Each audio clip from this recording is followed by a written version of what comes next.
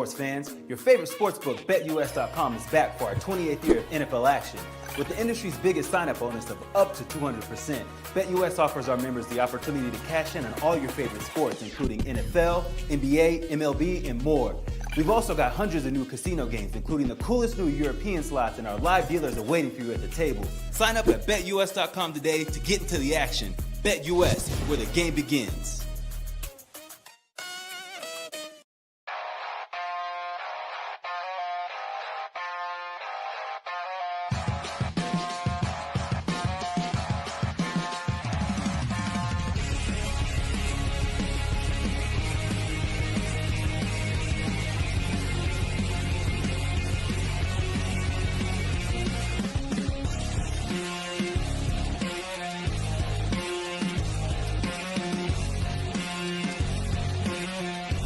And now, broadcasting live from Las Vegas, the Snake Sports Talk Show with Jake Silva starts now. Here we go, ladies and gentlemen. We are live here on a Thursday, and it's going to be a fun weekend. Cannot wait. Divisional round is going to be here. This is the Snake Sports Talk Show, wherever and however you may be watching and listening. Thanks for making us part of your day. Chase joining us. All right. Well, we got prime predictions tonight, and then it's all off to the races all throughout the rest of the weekend. I will tell you, though, you got to love how much rumor buzzes always seem to spread in the NFL, because there is just still more conversations to be had as far as the head coaching jobs. And that's what we're definitely going to get into tonight. Yeah, it's really interesting to see, because there's some guys that I can understand you want to wait until after they are done. Like, it's almost a done deal that Ben Johnson is going to become the Raiders' next head coach. Like, there's already it's like an 85% guarantee that he is. They're just waiting until he's done to solidify that. And Aaron Glenn came out and said he'd rather have the Jets job than the Saints, which is kind of shocking to me. But, I am surprised that a lot of these teams have not looked to hire anybody yet, which almost kind of begs the question of, is everybody that they're going to hire still in the playoffs? Yeah, I mean, yeah, they're still in the playoffs. It's a whole matter of, it's a whole matter of a game of patience with a lot of them, because eventually when the teams, even if, they lose, that's when, all the interviews, they'll start to come out very quickly. They'll start these jobs. Like otherwise you would, like, if you knew who your guy was, they would have had him hired by now, because it begs the question to me. There's 6 teams left to hire their head coaches, and if you have not hired one by now and everything, or at least you have not conducted a second interview with several of these guys, it almost makes me think that they are waiting until some of these guys are done in the playoffs before they go get their in-person interviews, their second interviews, their whatever round of interviews they're at. And we haven't even heard any of these teams have second interviews with these guys except for Ben Johnson, and that's about it. Yeah, so that's what we'll dive into here right now. So here's the thing. So we talked about the Dallas Cowboys all yesterday. And so right now, and usually every time when Jerry Jones is up and on it, he's going to speak his mind. You know exactly where he's going to sit at. So now the rumor reports that seems to be coming out of Dallas, because originally it was talking about Deion Sanders. So now there's more to where there's potentially, and I just checked this, so there's odd stats that seem to have came out. So apparently, who seems to be climbing up on this list that says it could be a possibility, but the team is still in the playoffs, and that's Kellen Moore, the offensive coordinator of the Philadelphia Eagles. What this seems to me is that, could this be a Jerry Jones hire if this is Kellen Moore? Lots of Cowboy fans have actually started coming out, and they do not want Kellen Moore. They don't want him. Okay, and think about this. They've had Kellen Moore for a couple of years before Brian Schottenheimer became the offensive coordinator. And so Dallas, in this degree, It would be such a Jerry Jones thing to do because it would feel like, well, when McCarthy out the building, like it feels like he made the wrong mistake getting rid of the smart guy in Kellen Moore.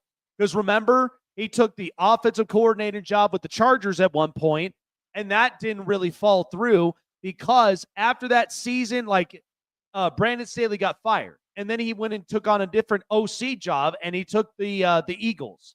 So one thing is interesting is that the Philadelphia Eagles, they've got their reservations about Kellen Moore. They do. But Saquon Barkley, Jalen Hurts, A.J. Brown, Devontae Smith, Dallas Goedert, that whole offense, okay? Say what you will. Philly's offense, it's definitely talented and overpowerful. Okay, that's just who they are. And that's all the makings of what Howie Roseman puts together. All right, and we all know that the entirety of the Philadelphia Eagles nucleus is making sure that Nick Sirianni is level-headed. Okay, they've checked him several times. In fact, a coach had to hold him back. So, but when Kellen Moore was the offensive coordinator with the Dallas Cowboys at the time, this is why a lot of this seems to be spewing pretty interestingly, is because Kellen Moore, when he was an OC, the offensive scoring points, they were second in the league. They knew how to score points. The other thing was, run game was also efficient, and the pass plays were actually pretty well designed. And it was well designed around Dak Prescott, who now you're paying $60 million a year for. So it's interesting. And again, this could be such a Dallas thing to do, to hire back Kellen Moore, if that was ever to be the possibility, because I'm just curious. This is just me personally. I'm curious to see what Kellen Moore would look like as a head coach, because I've heard all the things from his tenure at Boise State when he was a quarterback and he started breaking down play designs and breaking down executions. He seemed like a very smart-minded guy. But now we're at this point with Dallas. I don't know who they're going to hire. I mean, they've had a long list of other coaches. That so far in the odds list, if you look it up at BetUS, powered by him, thanks to our sponsors, Kellen Moore, Deion Sanders, and then there's a couple of others as soon as they get down to the bottom. So that's what it shapes like right now. But that would be such a Dallas Cowboy thing to do by hiring back Kellen Moore, and he's a head coach of this team, and now he has to deal with this mess. Okay, so this is interesting. All right. So Bill Belichick, who supposedly is the new head coach of North Carolina football. So reports have now come out and said, and this is where it gets spicy, but this is so Bill Belichick, is that Bill had not yet signed the contract to North Carolina. But yet I've heard sources. I've even heard quotes from his girlfriend, his 24-year-old girlfriend, say they are invested in North Carolina. I'm the kind, and everybody knows me, including my co-host Chase, I'm the kind that will see it to believe it. Because in this business, things can change drastically. And especially when it comes to trades, and when it comes to signings, and when it comes to head coaching hires and fires. I will believe those things when I see it. Okay? It's not a state of unknown that excites me. What's put on the table, and there was a reason why that Bill Belichick had it in fine print that if he was to break away the contract, it would have had to have been done by July 1st. Okay, that's usually the timeline. Because they get through spring football, they get through all their other tenures. By July 1st, that's when the cutoff would be. That's when the time you would need to break away. Well, because Bill Belichick hasn't signed the contract, how do people feel in Chapel Hill right now? Exactly what that would be. Because you look at all these teams of potential coaching hires, and Bill Belichick still wants to coach at the highest level. Do you blame him? Like, of course, of a successful coach, of course I would want to be coaching around in the NFL. College football is a completely different It's a completely different atmosphere. Just go and look at it for yourself. There are coaches that are meant to be college coaches, and the only reason of that is because there are no days off. And not to mention, you're going through recruiting processes, you're going through the transfer portal and the NIL money. You're also going through constructions of your rosters and strengths of schedules. It's every single day with the NCAA. With the NFL, you get certain days off. You'll get time off to recoup, rethink, refocus, all that stuff. And then you go and choose the player you like, right? So players don't just come to you like in college. You then got to go and choose the players. That's why I'm curious with the Cowboys, if Deion Sanders was to leave Colorado right now, what that would particularly look like. But it seems to me that the biggest thing about Bill Belichick, he's not done yet. He's not done in the NFL.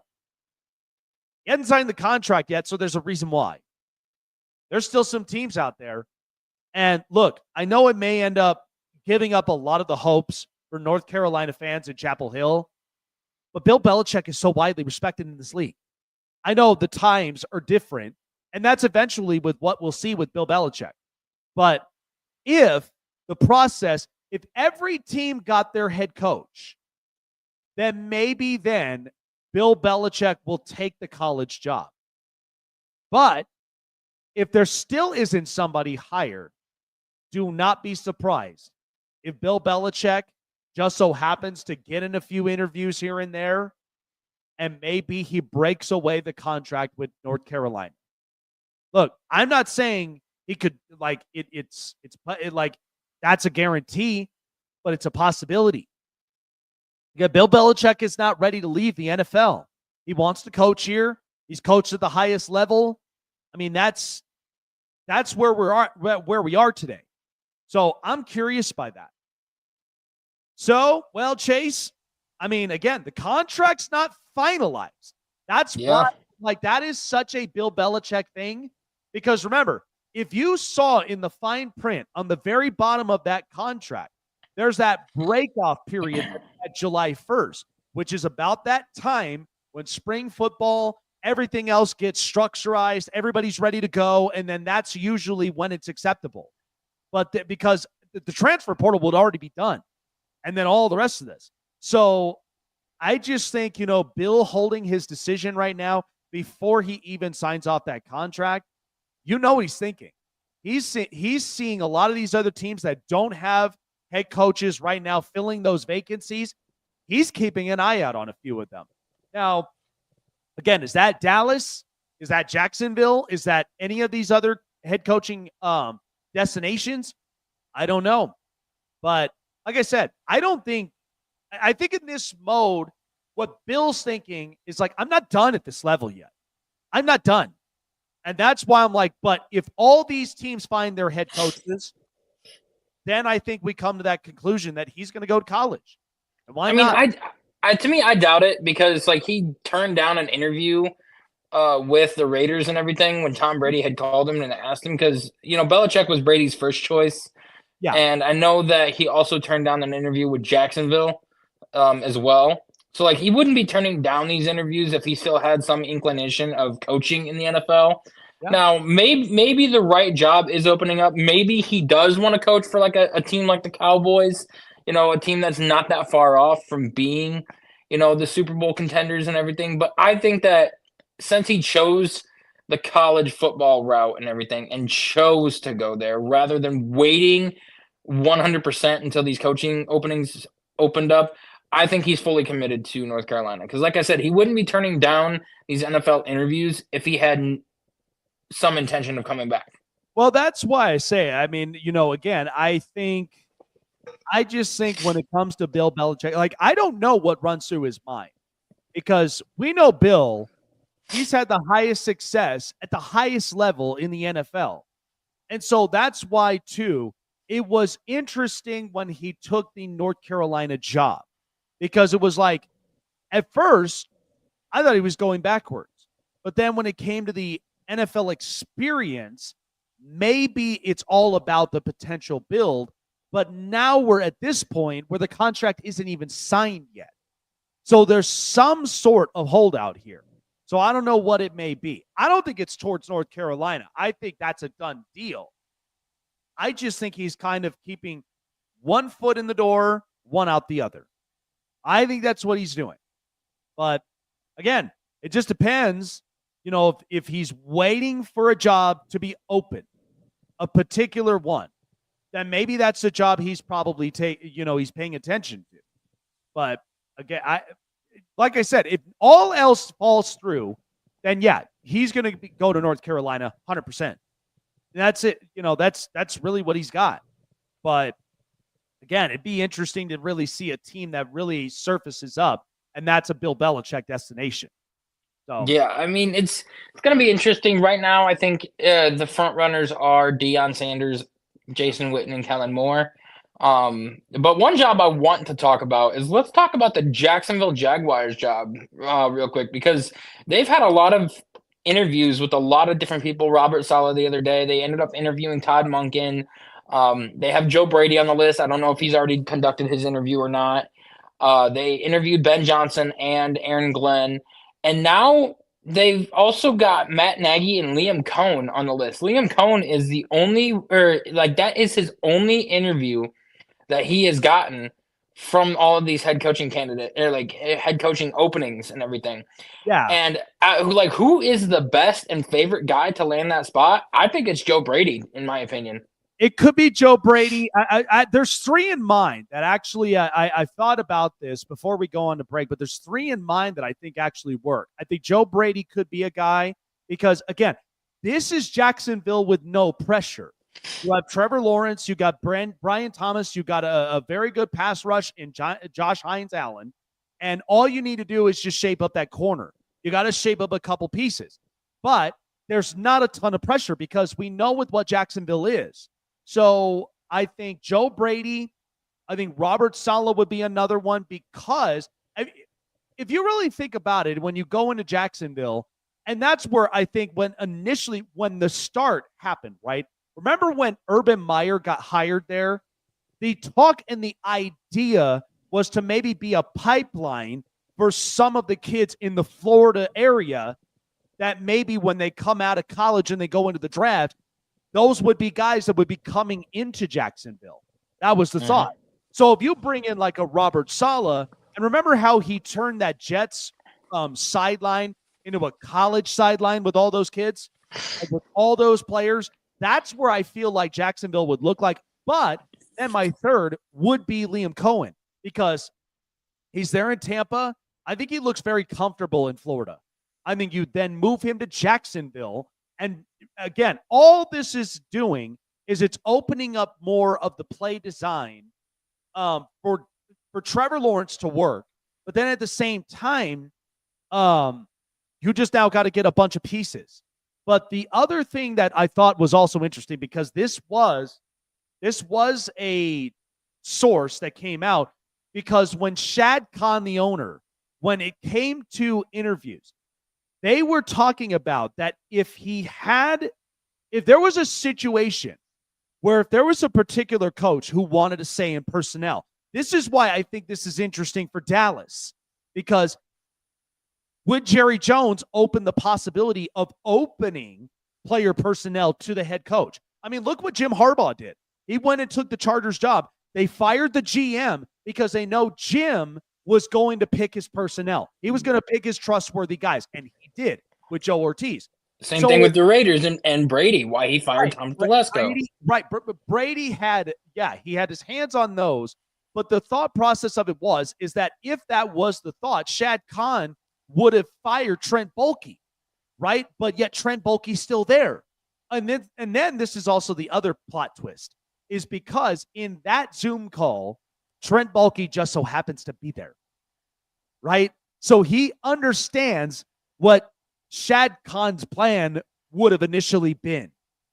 That's got to be very awkward for Trent. It still is, because Shad Khan did say in an interview already, like recently and over the past 2 weeks, that if there's a guy, like let's say example Ben Johnson was to come in and he wants his own general manager, let's say he wanted to bring the assistant GM from the Lions over to the Jags, Well, Trent Baalke's out of a job at this point because Sean Khan said he's willing to cater to what the coach wants. Well, and remember, that would be so awkward because Trent Baalke knows that. Like, Trent Baalke knows it. That's why I'm like, I don't know, man. I sometimes when I look at certain businesses, I usually question certain tactics and certain ways of how they handle it. And I'm like, yeah, Trent Baalke knows. Yeah, he knows he's on the chopping block. So, yeah. But again, I think that Jacksonville job is an interesting one. I don't think it's really something that really draws my attention heavily, but it's an interesting job. And yeah, I got Trevor Lawrence, and yes, I got Brian Thomas, but I just think that there's going to be a lot of this stuff. And maybe it's because I'm not getting a ton of pressure from the ownership because the Khans really just have other stuff in mind. But again, I think it's an interesting job. But yeah, those would be my 3 candidates, in my opinion. I think those are the ones that I think could be Jacksonville fits. I think so too. I think at this moment in time, like my predictions, just real quick before we go to break, I think that it's going to be Ben Johnson with the Raiders. I think it's going to be Mike McCarthy with the Bears. It's going to be probably Kellen Moore or Deion Sanders for the Cowboys. It's going to be Joe Brady for the Jags. And then who am I missing? The Jets and the Saints. I think Aaron Glenn's going to go to the Jets, and then the Saints. Pick a person. You know, it's funny. I think the Jets with Aaron Glenn would very much work. I think because, and the other thing is he also vocalized. Okay, he was in an interview and was talking about, because him being a defensive coach, he was talking about. And he was clarifying what kind of coach he is. Okay, he's a coach. He's not there as a particular. But he even said, if I got to be in there in the offensive meetings, I will be. I want to be involved. And I want to be able to be involved on both sides. So that's why that's interesting. And I think that might work for the Jets. But so some interesting stuff. And again, New England, they're already cooking. But there is also some surfacing stuff that's coming up on around that makes us go back to 2022. It makes us go back to what ended up happening from there between Mike Vrabel and a certain player, and that's going to be coming up here on the show. All righty, guys. Well, like we said, we kicked off 2025 in grand fashion, and kicking it off is always with our partners at BetUS. BetUS was arguably one of the best and most trustworthy sports books in the country for over 30 years. And also, it's you the best betting lines for your parlay leg bets or your single leg bets for you to choose from this weekend. The college football national championship, the divisional round playoffs, and also in basketball, college basketball, NHL, and more. And plus, you get your very own account manager to give you the best experience with BetUS and see why that they are arguably the best right now on the market. Go online to BetUS.com, and when you sign up, $50 or more into your deposit into the first 3 deposits. That matches up to 125% bonuses of up to $2,000 just by clicking the link in the description. That's it. Click the link in the description, get yourself signed up, get yourself a head start, and start off 2025 in a big way. With more ways to win with BetUS. Gambling problem, call 1-800-GAMBLER or seek therapy in your respective state, because BetUS, we don't want you to gamble irresponsibly. We want you to gamble we want you to gamble smartly. We want you to be able to experience BetUS in the best way possible for yourself. BetUS, where the game begins.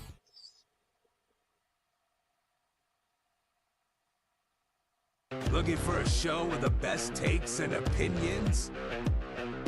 Want a show with the best coverage around the world of sports? Jam-packed with an all-star interview lineup? Then the best place to find it all, sports and entertainment, is right here. Join Jake Silva on the Snake Sports Talk Show, presented by SeatGeek and BetUS. Weeknights at 8 p.m. Eastern, 5 Pacific on Sports Wave Network. Want to find your seat for the event of your choice but can't get one that fits your desire or your budget? Well, my friends, SeatGeek has you covered. SeatGeek is the official sponsor of the Snake Sports Talk Show. With a list of over hundreds of events to choose from, SeatGeek will assure you that you won't miss your seat with the amazing view of your choice at the most affordable price.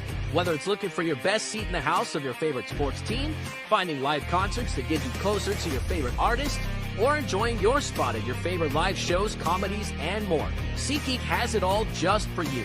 Go online to SeatGeek.com or download the app on your mobile device through Google Play and the App Store. And as a special offer before checkout, use promo code SNAKESPORTS and save yourself $20 off of your purchase of your first ticket and experience why SeatGeek is the most trusted ticketing app for your next event. Remember, that's SeatGeek.com and download the app on your phone with promo code SNAKESPORTS for $20 off and find your seat with SeatGeek.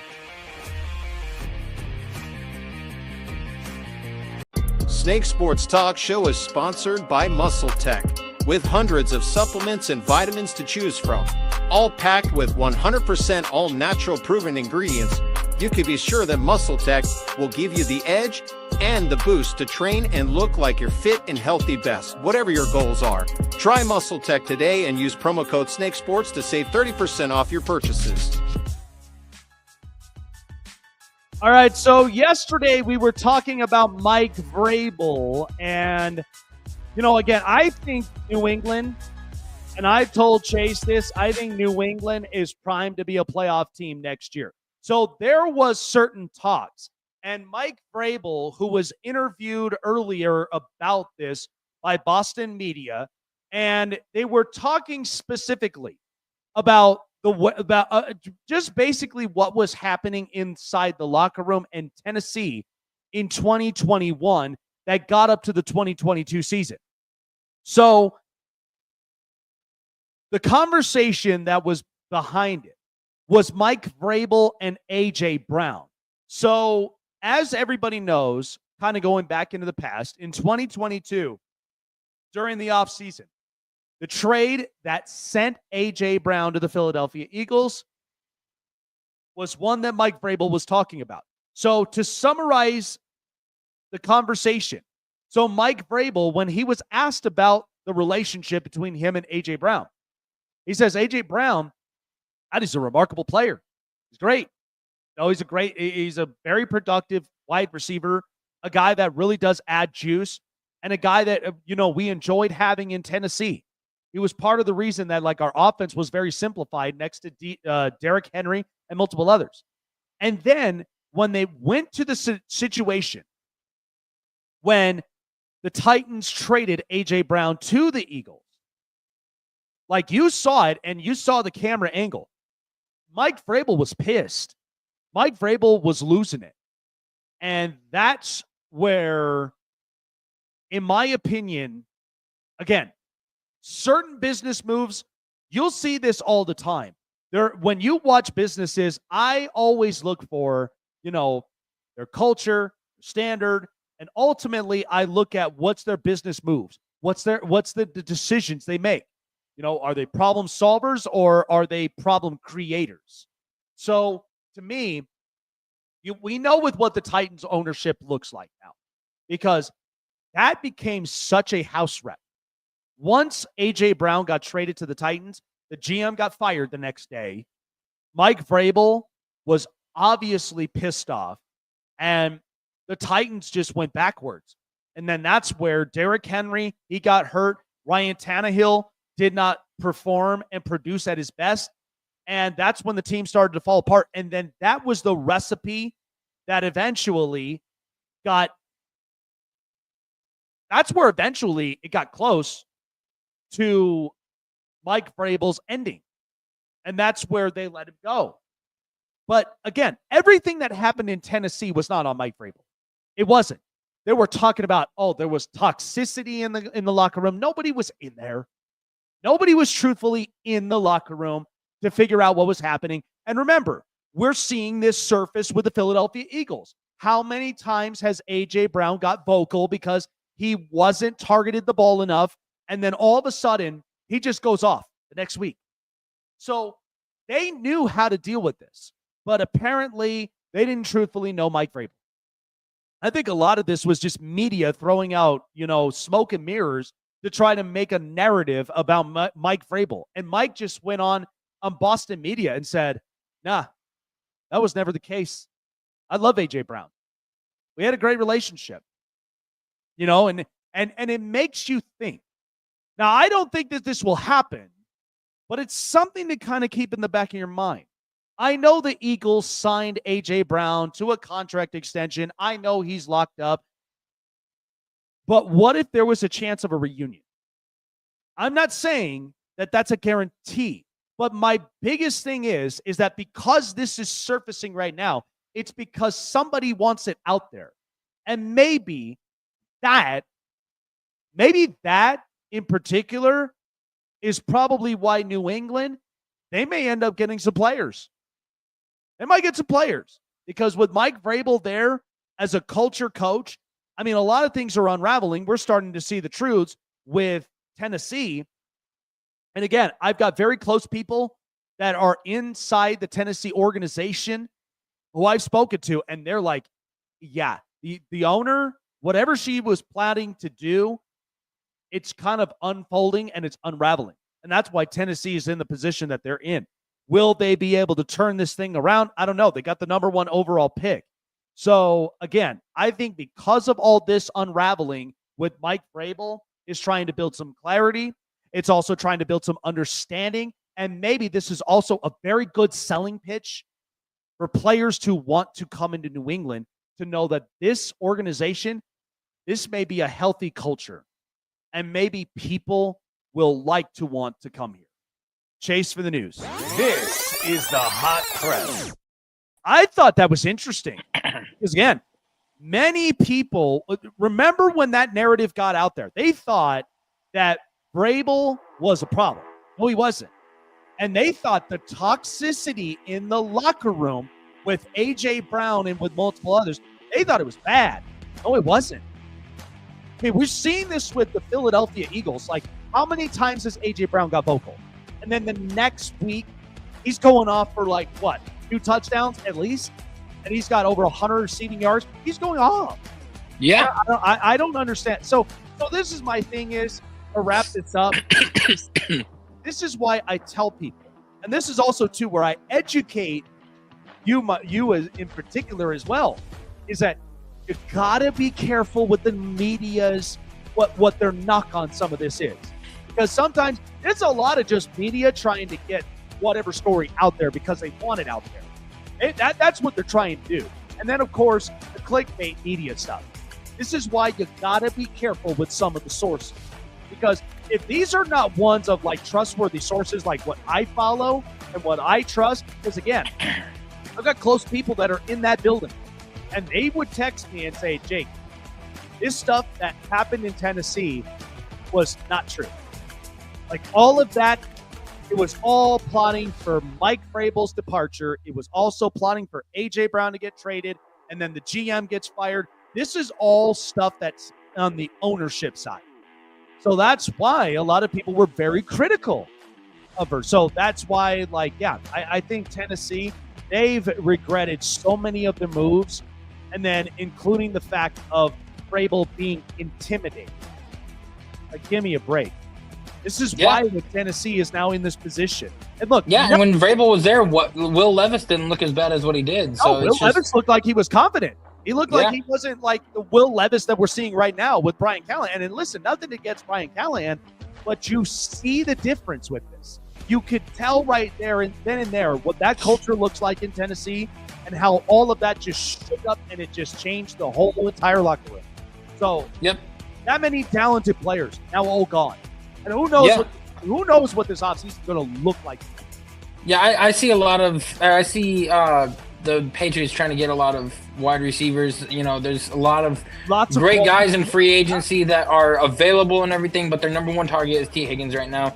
Well, let's get into the news. So it has been confirmed that over a week ago that Deshaun Watson had to get a second surgery on his torn Achilles, which means that he will be out likely a 90% chance that he'll be out the entire 2025 season. The Browns have $44 million of insurance on Deshaun Watson if he does not play. And that goes back to the cap and as cap relief if he does not play, which he's more than likely going to get released. But there has been new articles and stuff that came out. One in particular, The Athletic, where there was a lot of turmoil that was happening in the Browns locker room. You know, they were saying that, you know, Kevin had a whole pitch of the offense that he wanted to run when they went and met with Deshaun, and then when he gets there, he demands to be in shotgun.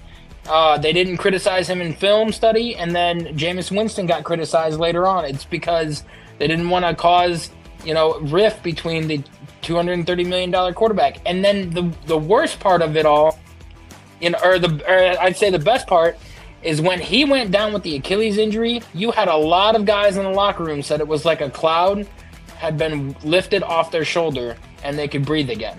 The only thing, like I said, because I know how passionate, you know, Cleveland Brown fans were, you know, because again, you recall the time when Deshaun Watson went down with that injury, and there was backlashes because there was cheering, there was like all this other stuff. Listen, fans, I've always said fans are going to feel however they're going to feel. Okay, that's the fan base. You know, I don't have any control over that. I really don't. But if you hear that from the players' locker room, this is just telling you that Jimmy Haslam, who's had his hand in the pies the entirety of this whole thing, and which is why you're looking at Baker Mayfield, who's succeeding in Tampa, and then you're looking at a lot of some of the successes outside the league. The Browns could have easily have been this team where they went 11-6 last year with the amount of hurt quarterbacks, and they made it to the playoffs. They could have easily have been a team that could have made their way back into the playoffs, but instead, it's like move after move, and it's like, well, what the hell are we doing? We're reverting back to the stuff that we were trying to not have happen. You know, like going back to square one with what Cleveland has always done. Draft a quarterback, draft a quarterback, draft a quarterback. We're trying to destroy that. And sure enough, we're back in it again. But this is why I'm like, I've told you this before. This is why you've got to get out of this Deshaun Watson situation, because I just don't think he's really mentally there. And I think there's a part of that where, and again, injury sometimes it really sucks. But the second time to tear your Achilles, that's hard. That's why it takes a lot of mental strength to have to deal with that. But at the same time, I'm not getting positive results with this offense. And that's why, like, you know, Cleveland, they need a reboot. They need a reboot. It's not an entirety of like, you got to tear all this down. But what I'm saying is that you got to be able to reboot, get some draft capital, open up some cap space, and at the very least, get yourself in a position to where there's other key positions that you're not taking for granted, right? Like the secondaries, the pass rush, and the defensive front, the offensive line, where you're trying to keep consistent, and then who knows on the run game after Nick Chubb broke his foot. So that's why I think at the end of this, I put this all on Jimmy Haslam. This was not a good move. This was not a smart move. And this is why that the Browns are back in this position again. But this is why you got to let the guys, and I know a lot of this, I mean, Andrew Berry, listen, I mean, he is the guy who does write the checks. He's the guy that initially has to make the move, but a lot of that's influenced from his higher-ups. But this is why that I'm just like, why would you fix something that's not broken? Why would you? Yeah, I mean, I think a small retool will be great.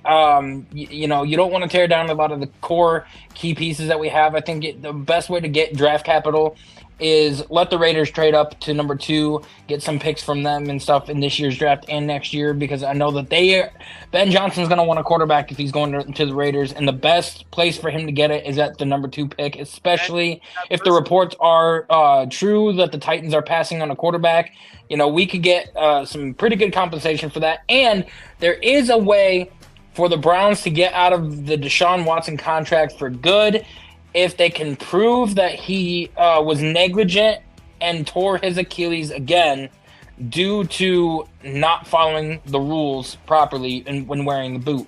And he's made several videos and several TikToks of him not in a boot on vacation with his girlfriend, just lollygagging around and not wearing it like he was supposed to. So if they can prove that he was not doing what he was told, they can get all $95 million remaining of his contract back. Yeah. So wow. But let's move on to another core piece of news here.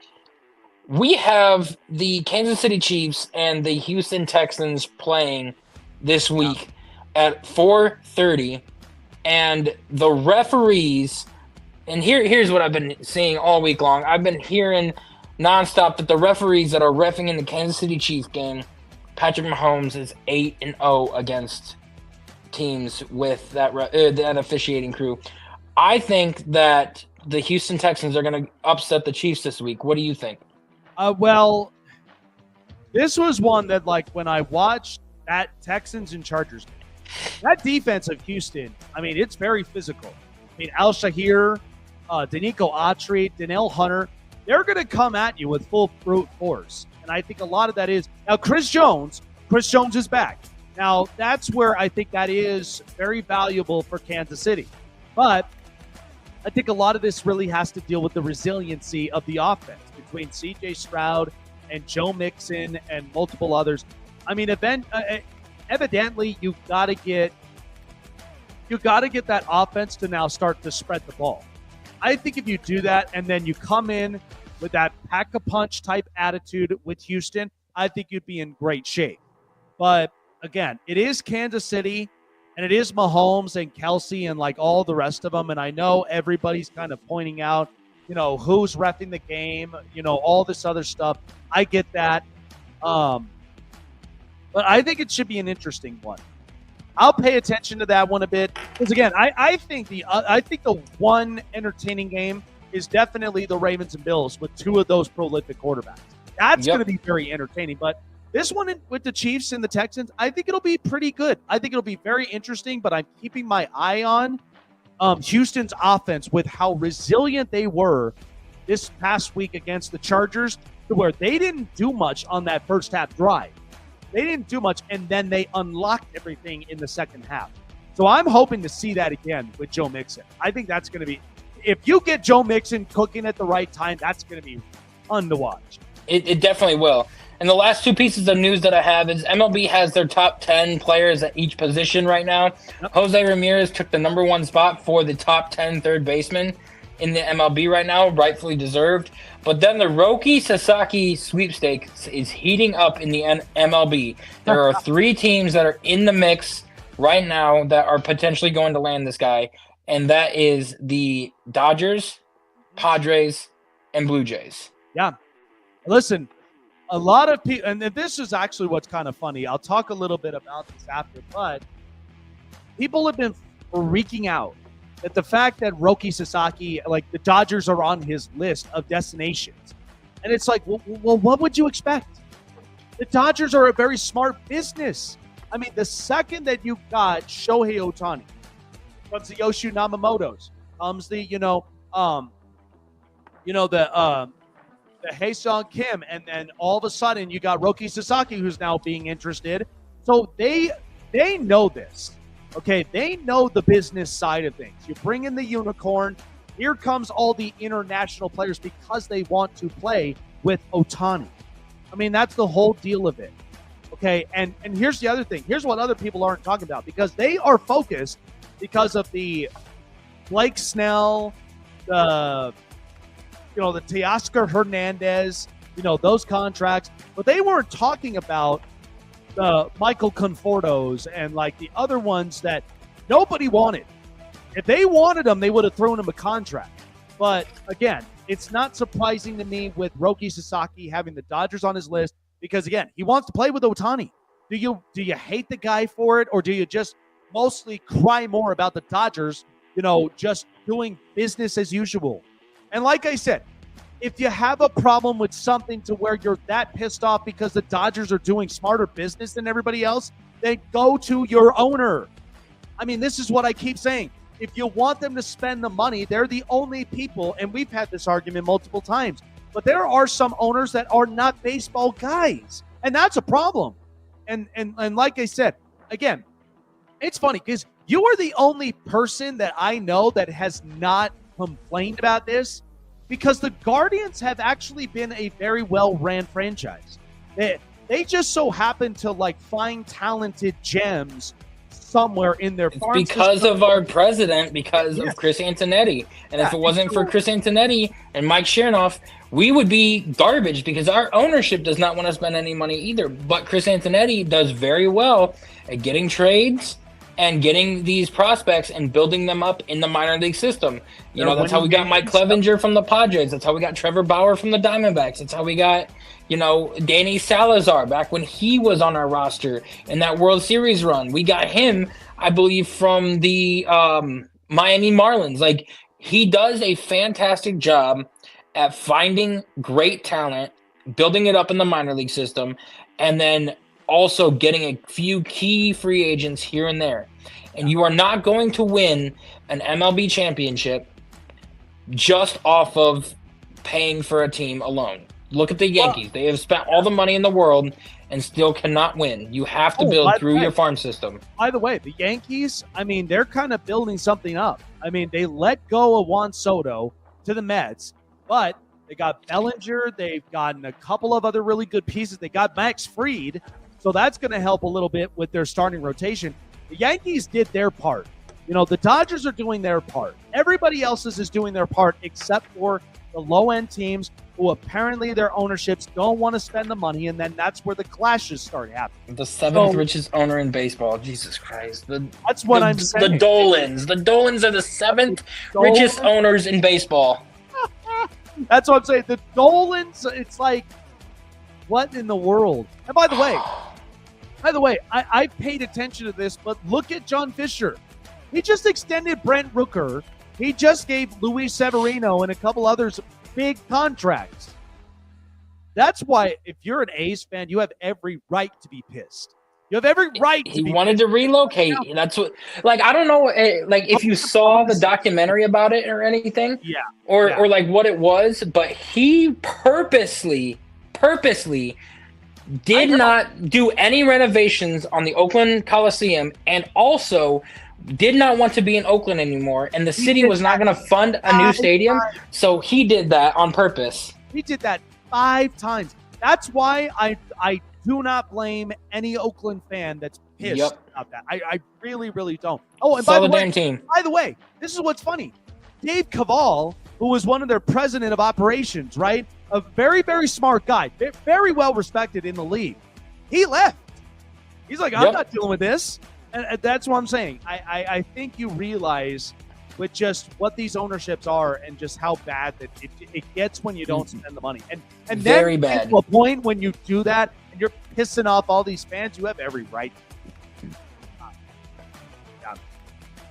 All right. Chase with the news. This is the hot press. So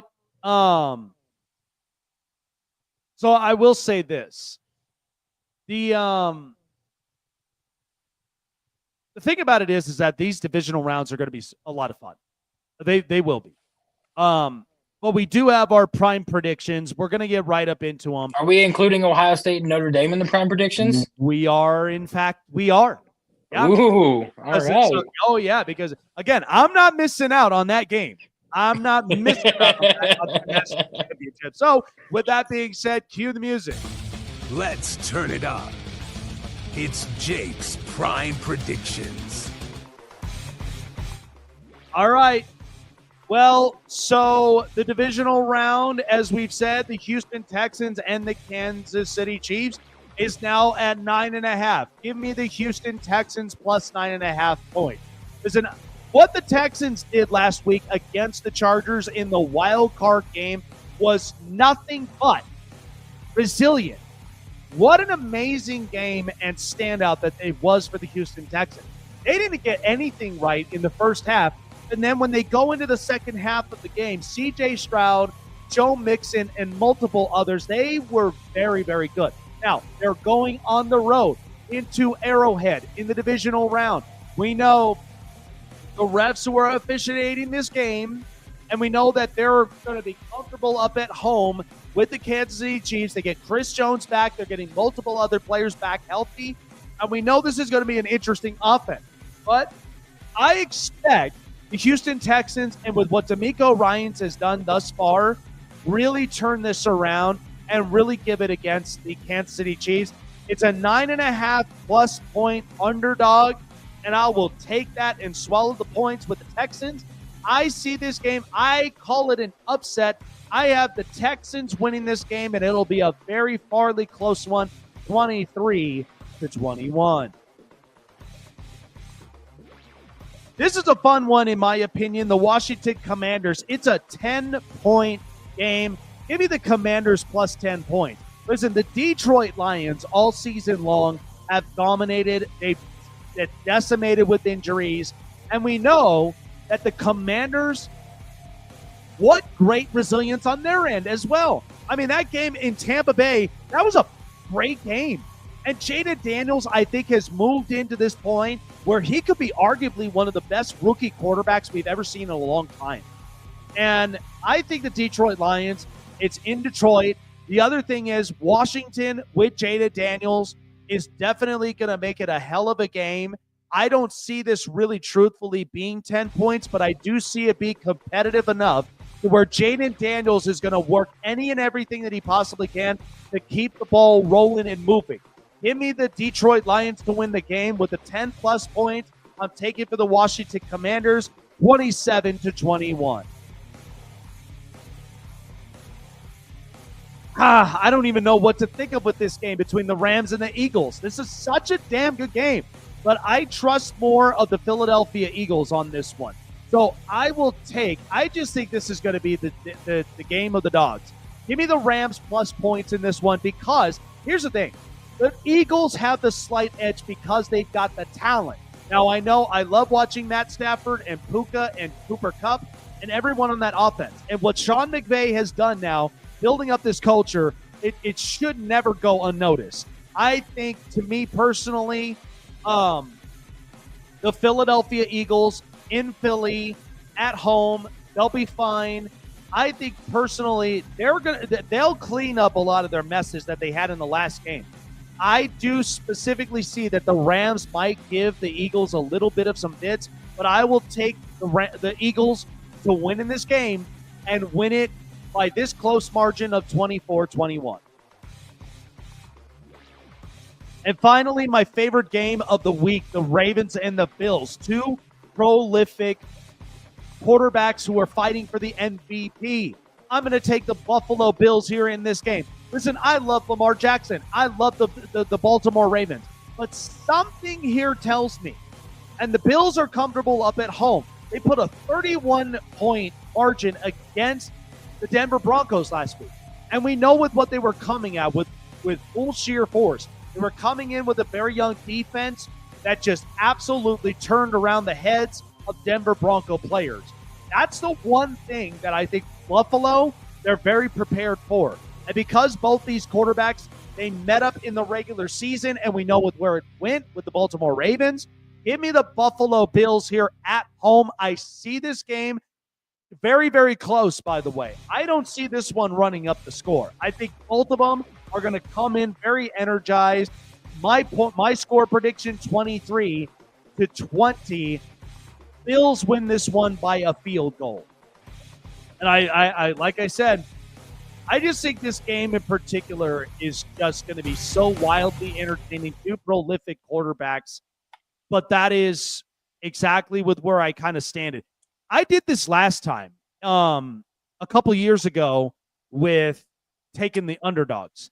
The reason for this is because I just felt that the underdogs, it was going to be so close. And it usually is in the divisional rounds. I called this one in 21. That was the same year that the Bengals and the Rams, they made the Super Bowl. Because I think I'm pretty sure that I got all four of those right. And I took all 4 dogs because it was like 5.5, 6, 5.5. I said, you got to be kidding me.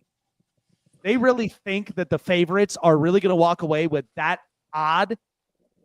I took all underdogs, and I was on fire. I took the underdog on the Titans game. I took the underdog. I couldn't even remember the other divisional games. But all I know was I took the underdogs, and everybody was just like, oh, my God. How did the underdogs really come away with that? But it's because, like, you got to really kind of you really have to break down that margin. That's why I think that Commanders game against Detroit, 10 points, really? And then 9.5 for the Kansas City and Houston game, really? I mean, to me, like I agree with you. I think I got Houston beating Kansas City. You know, they got Derek Stingley going to shut down DeAndre Hopkins. Their defensive front's going to get to Patrick Mahomes and everything. I think it's going to be a good show. I do think the Lions pull out against the Commanders because David Montgomery will be back this week. In the divisional round, they will have a couple more defensive players back now that they've had the time off to heal and recuperate. And it's going to be interesting. And then I got the Rams against the Eagles, and I got the Bills over the Ravens. And to me, now here is a very shocking, bold prediction that I have. You ready for it? All right. I've got the Houston Texans and the Detroit Lions in the Super Bowl. All right.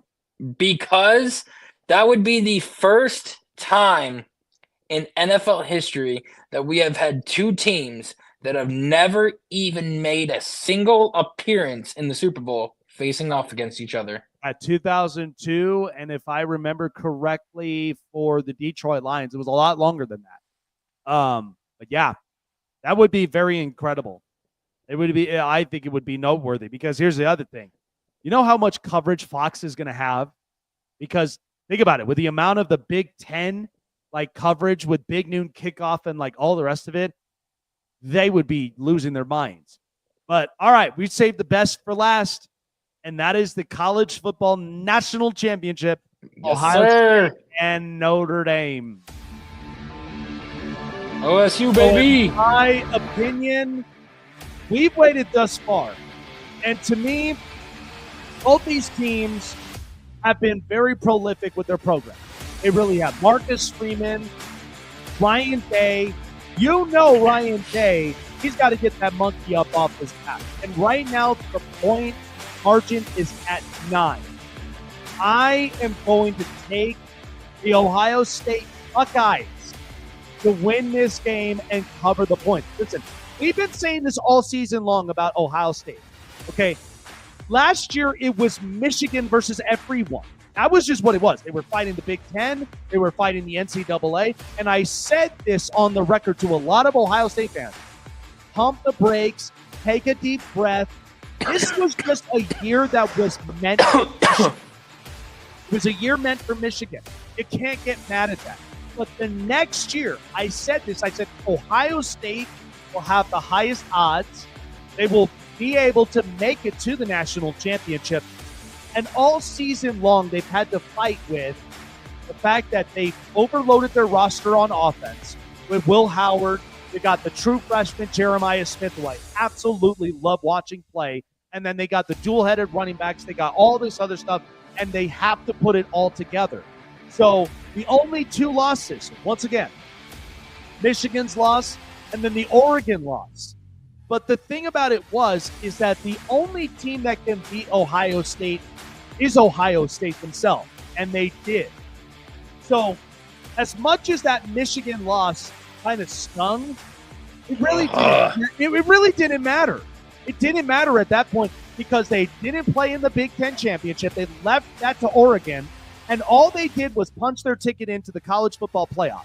And sure enough, what do you know? They absolutely roundhouse Tennessee. They absolutely dominated and got their payback against Oregon. And then they played up against Tennessee or Texas, and they made it here.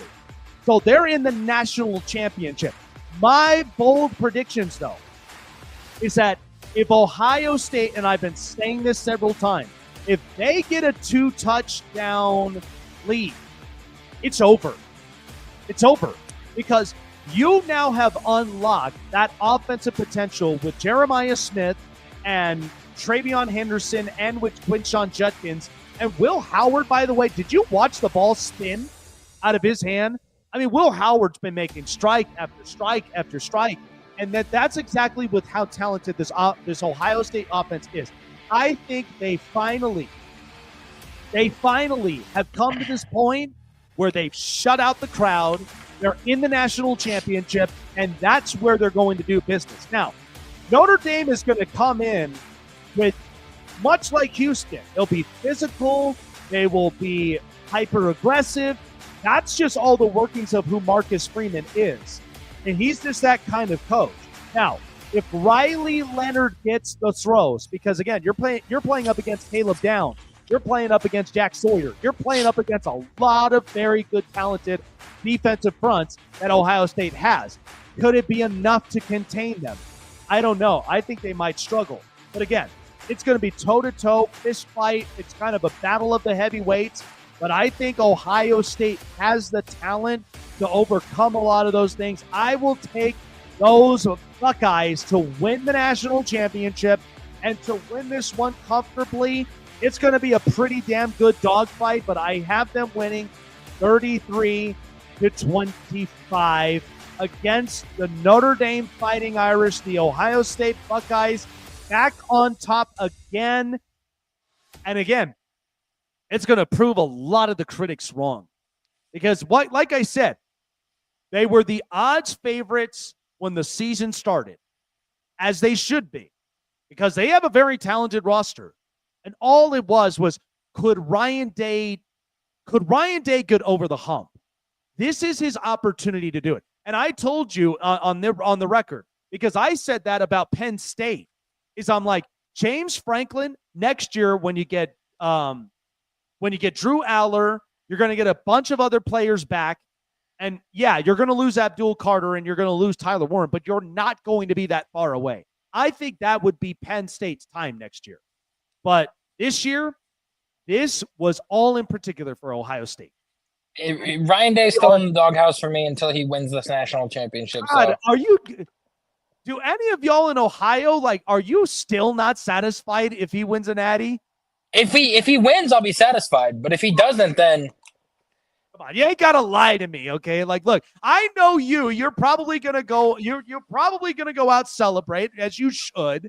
Okay, you're gonna end up hooting and hollering that Ohio State, they're back on the throne. They're back to number one again.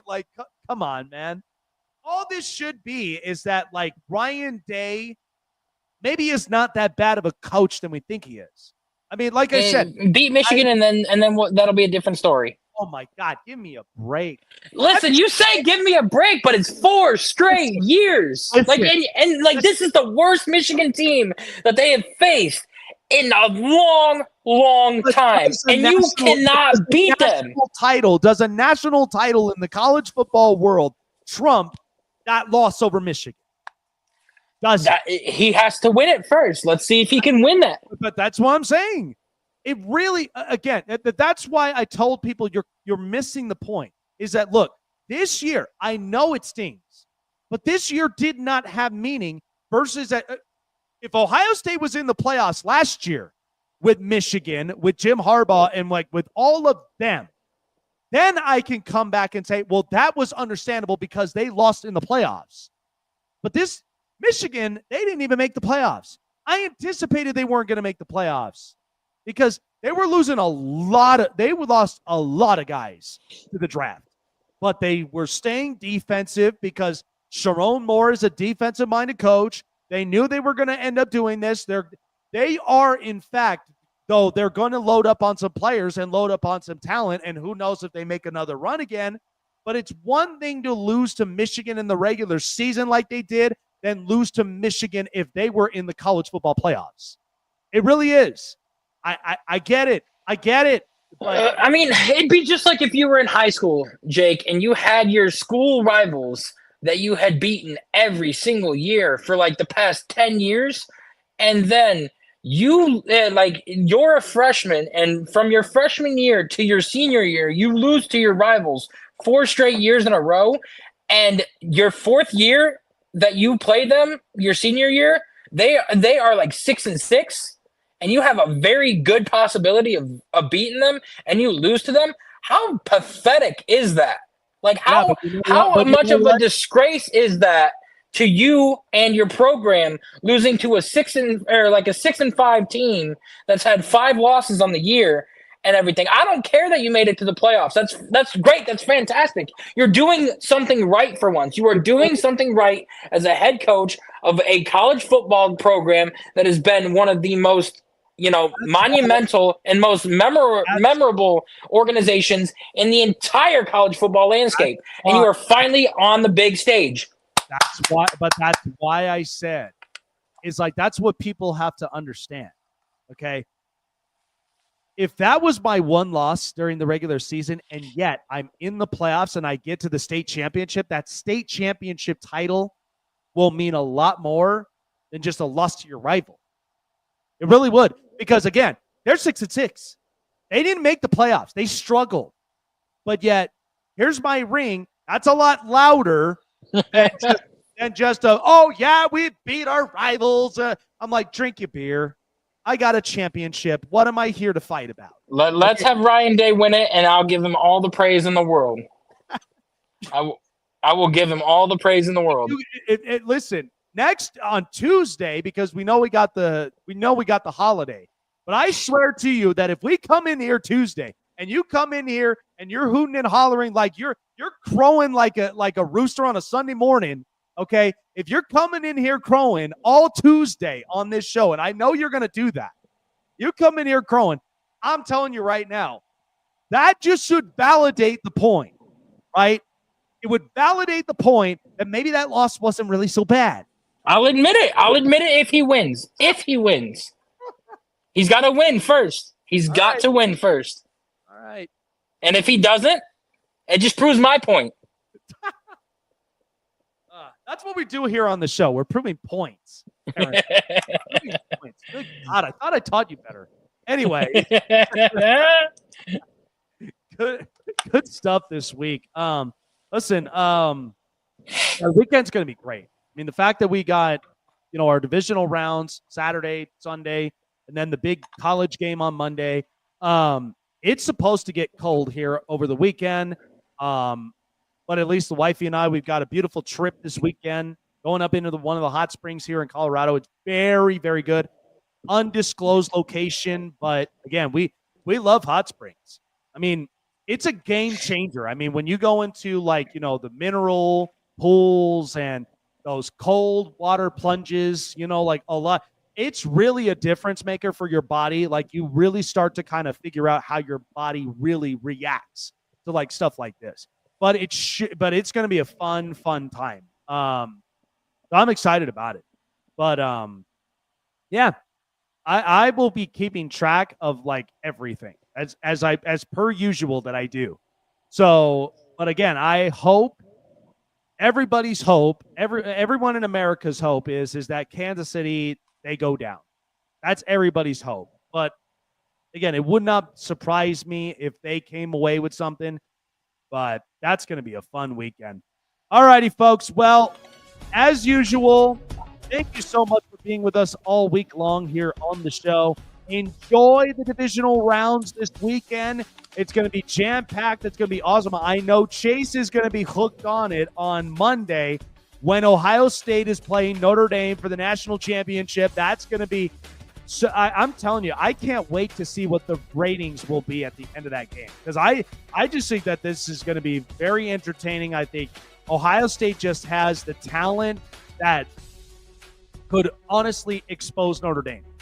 Notre Dame's good. They are a very good football team. They come in with physicality, but I just think Ohio State just has so much of the talent on offense and defense. It's going to be so hard to contain.